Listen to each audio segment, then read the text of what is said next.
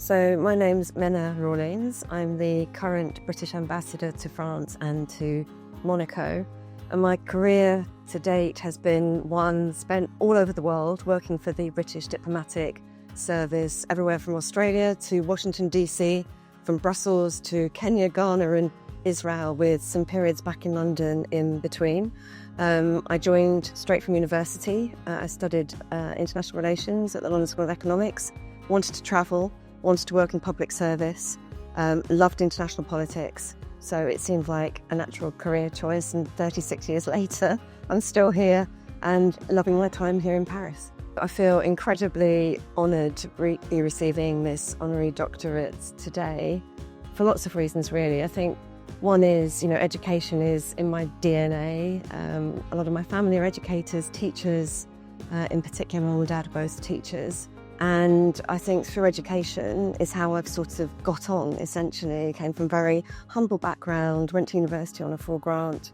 So all those years later to be, honoured in this way because of the work that I've done, but also a sort of lifelong learning that I've undertaken throughout my career just feels, incredibly amazing. And I think the other reason is that, for me, university education is so important in the contested and volatile world that we live in. I think educational institutes are a really important part of British soft power. And during my time in Paris, I've worked so closely with the University of London in Paris to make sure that the worlds of diplomacy and education really intersect. And we use this institute to show the very, very best of Britain and what our offer is to students in the UK, but also to students around the world.